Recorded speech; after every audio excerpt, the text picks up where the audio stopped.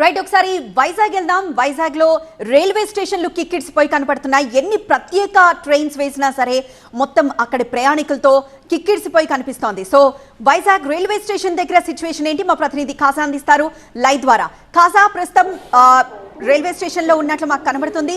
అక్కడ ప్రయాణికుల రద్దీ ఎలా కనబడుతోంది? దట్టు రేపటి నుండి ఎల్లుండి నుండి పండుగ ప్రారంభం కాబోతున్న నేపథ్యంలో ట్రైన్స్ సంఖ్య ఏమన్నా పెంచే అవకాశం ఉందా? ఇంకా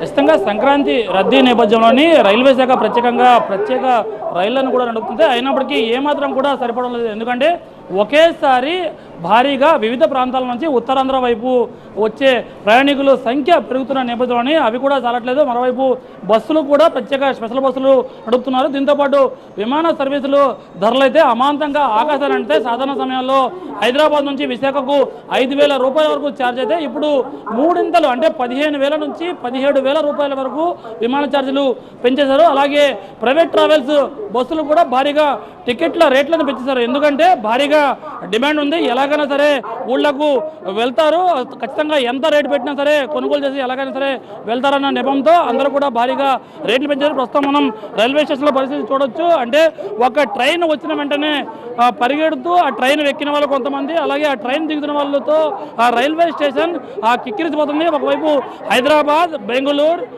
తో పాటు చెన్నై నుంచి భారీగా విశాఖ వైపు జనాలు వస్తూ ఉన్నారు. సంక్రాంతికి నిన్న నుంచి ఈ రద్దీ మొదలైంది. ఈరోజు మరింత అమాంతంగా పెరిగిపోయింది. ఎన్ని రైళ్లు వేసినా సరే ఈ డిమాండ్కు తగ్గ ఈ రద్దీకి సంబంధించి ఈ రైళ్లు సరిపోవడం లేదు. ఒకవైపు బస్సులు, ఒకవైపు రైళ్లు, మరోవైపు విమానాలు. ఎక్కడ చూసినా సరే ఇదే పరిస్థితి. మీరు ఎక్కడి నుంచి వచ్చారమ్మా? మేము హైదరాబాద్ నుండి వచ్చామండి. మూడు టికెట్లు కట్టుకొని వచ్చాము. ఇప్పుడు అసలు ఖాళీయే లేదు బండి అంతా. రిజర్వేషన్ తీసాం కానీ రిజర్వేషన్ ఇది కాలేదు. మళ్ళీ జనరల్ తీసాము, మళ్ళీ టీటీకి డబ్బులు కట్టాము. 3 టికెట్లు తీసుకొని వచ్చాము, ప్రశాంతత లేదు. అది ఏ ట్రైన్కి వచ్చారు మీరు? గోదావరి ఎక్స్ప్రెస్.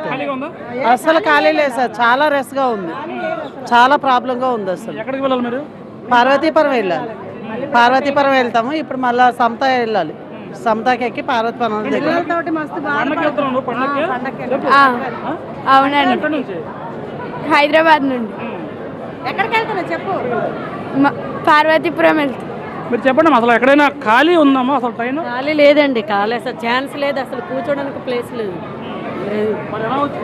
ఇబ్బంది పడ్డాం, నిలబడొచ్చాం. మరి ఏం చేస్తాం, నిలబడొచ్చు.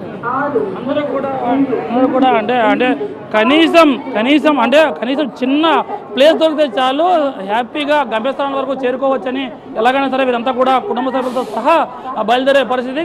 కేవలం విశాఖ నుంచి అటువైపు శ్రీకాకుళంలో విజయనగరం వైపు వెళ్తున్న వారితో, అలాగే హైదరాబాద్, చెన్నై, బెంగళూరు వైపు నుంచి విశాఖ వస్తున్న వారితో విశాఖ రైల్వే స్టేషన్తో పాటు బస్ స్టాండ్, అలాగే విమానాశ్రయం కూడా ఆ ప్రయాణికులతో కిక్కిరిసిపోయింది. మొత్తం మీద ఈ సంక్రాంతి పండగ రద్దీ అనేది ఇంకా కొనసాగుతుంది. ఇంకా మరిన్ని రైళ్లు పెంచాలి, అలాగే బస్సులు కూడా అందుబాటులో తీసుకురావాలని ప్రయాణికులు కోరుతూ ఉన్నారు.